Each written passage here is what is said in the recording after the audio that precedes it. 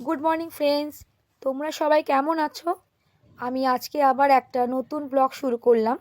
দেখো, আমাদের ছাদে এই ফুলগুলো হয়েছে।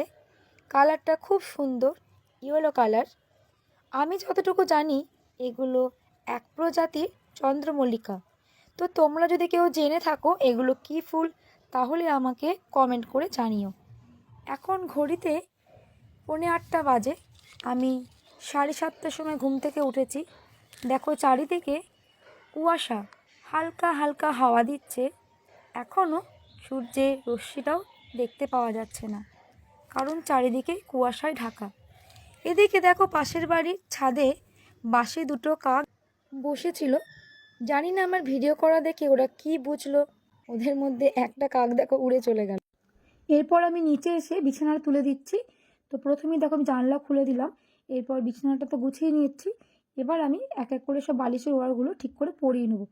তো চলো, মোটামুটি আমার বালিশের ওয়ার পরানো হয়ে গেছে। এবার আমি বালিশগুলোকে সাজিয়ে নিচ্ছি। বিছানা পড়ে থাকলে না দেখবে কোনো কাজে মন লাগে না। আমার তো এটাই মনে হয়, আগে বিছানা ঠিকঠাক করে নিই, তারপর চলো অন্য কাজ করব। তো বিছানা তো পরিষ্কার করা আমার এখানে হয়ে গেছে। এবার আমি চা বসিয়ে দেবো। আমি ইন্ডাকশনের মধ্যে ভাত বসিয়ে দিয়েছি। অন্যদিকে দেখো গ্যাসের মধ্যে আমি প্রেসার কুকারে ডাল বসিয়ে দিয়েছি, আর একদিকে দেখো চা বসিয়ে দিয়েছি। সকাল সকাল কত বাজার নিয়ে চলে এসছে, তো আমি বাজারগুলো ঢেলে রেখে দিয়েছি। আর ডিমগুলো দেখো একটা কোটোর মধ্যে করে নিয়ে এসছে যাতে ফেটে না যায়। এবার এগুলো আমি একটা জায়গার মধ্যে রেখে দেবো। এদিকে দেখো আলমারিতে জামা কাপড়গুলো কত সুন্দরভাবে গোছানো আছে, কিন্তু আমার ছেলে আলমারির পাল্লাগুলো একটু ভেঙে দিয়েছে, যার জন্য সমস্ত জামা কাপড় আবার বাইরে বার করতে হবে। আজকেই আলমারি পাল্লাগুলো খুলে নিয়ে যাবে। আমাদের পাড়ারই একটা দাদা আসবে। তো দেখতে পাচ্ছ আলমারি পাল্লাগুলো খুলতে চলে এসছে। ফাইনালি আলমারি পাল্লাগুলো সব খোলা হয়ে গেছে। আরে এটা কে? তোমরা কি চিনতে পারছো? হ্যাঁ, এটা আর কেউ নয়, আমার ছেলে। দেখো কি সুন্দরভাবে মাটি খুঁড়ছে। আসলে বাড়ির বড়রা এভাবেই মাটি খোঁড়ে। তো ও এভাবেই দেখে যে বাড়ির বড়রা মাটি খুঁড়ছে, তো ওরও মনে হয়েছে যে আজকে আমি একটু মাটি খুঁড়ি, তো সেটাই করছে। সকালবেলা যে আলমারি পাল্লাগুলো খুলে নিয়ে গেছিলো রিপেয়ারিংয়ের জন্য, এখন ওরা সেই আলমারি পাল্লাগুলো আবার লাগিয়ে দিতে এসেছে। এটা হচ্ছে আজকে আমাদের দুপুরের মেনু। এটা হচ্ছে রুই মাছের ঝাল, এটা হচ্ছে শোল মাছের ঝাল, এখানে আছে ধনেপাতার চাটনি, এখানে আছে আলু উচ্ছের চচ্চড়ি, এখানে আছে ফোড়ন দিয়ে মুসুরির ডাল, আর এখানে আছে আলুর শাক। এদিকে আমার বাবা আর আমার হাজবেন্ড খেতে বসে গেছে। তো গাইস, আমরা এখন মমের সাথে একটা দোকানে যাচ্ছি। কোথায় যাচ্ছি দেখতে থাকো, সঙ্গে থাকো। আজকে ভাবলাম বাড়ির সবার জন্য একটু প্যাটিস নিয়ে যাওয়া যাক। আর ছেলে মেয়ে তো বললো বার্গার খাবে, তাই যেমন ভাবা তেমন কাজ, চলে এসছে এখন মিও মোড়ে ছেলে মেয়েদের জন্য আর বাড়ির সবার জন্য প্যাটিস বা বার্গার নিতে। কিন্তু ছেলে বললো একটা কেক খাবে। আসলে বাড়ির জন্য বার্গার নেওয়া হয়েছে আর চিকেন প্যাটিসও নেওয়া হয়েছে, তাতে উনি সন্তুষ্ট নন। ওনাকে একটা কেক খেতেই হবে, আর কেকটা ওখানে দাঁড়িয়েই খেতে হবে। তো দাঁড়িয়ে দাঁড়িয়ে কেকটা খেয়ে নিচ্ছে।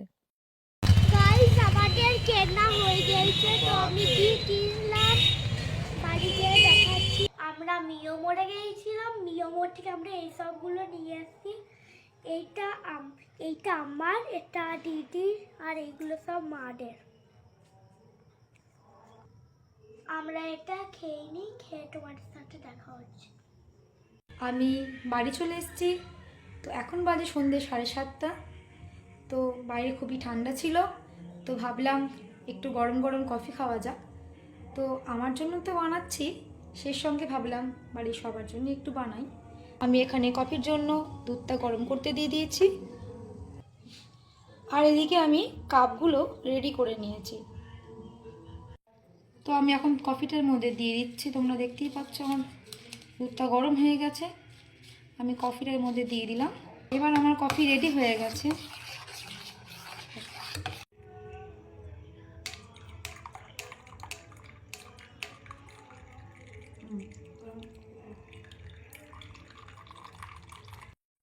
আমি গরম গরম কফি বানিয়ে নিয়ে চলে এসেছি। এবার আমি সবাইকে কফিগুলো দিয়ে দেবো, আর আমি নিজেও খেয়ে নেব। তো আমি সবাইকে কফিগুলো দিয়ে দিচ্ছি এক এক করে। আমার ছেলে শুনছিল না কথা, তো ওকে একটু দিতে হয়েছিল। এবার আমি একটু গরম গরম কফি খেয়ে নিচ্ছি। কফিটা সত্যিই খুব সুন্দর হয়েছিল খেতে। দিয়া তুমি কি করছো এখন?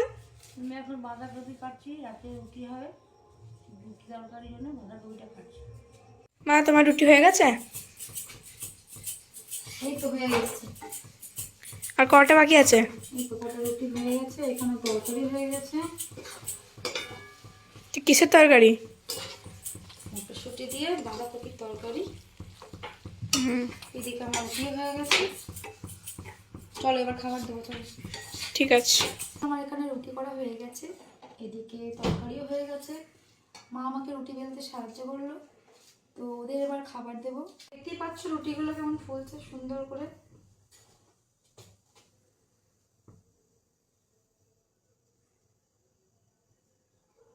আমার রুটি বাঁধাকপি তরকারি হয়ে গেছে।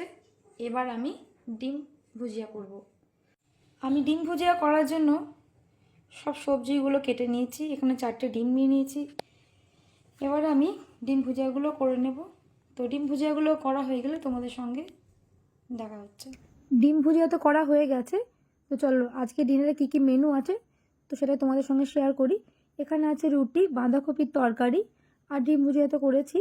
আর মেয়ে বললো ডিম ভুজিয়া খাবো না, তাই মেয়ের জন্য গরম গরম অমলেট করে দিলাম। আর এখানে আছে রসগোল্লা। চলো খাওয়া দাওয়া সবারই হয়ে গেছে, এবার আমি বিছানাটা করে নিচ্ছি, কারণ অনেকটাই রাত হয়ে গেছে, ছেলে মেয়ে শোবে। আর হ্যাঁ, ভিডিওটা কেমন লাগলো কমেন্ট করে জানিও। তো তোমরা ভালো থেকো, সুস্থ থেকো। Good night.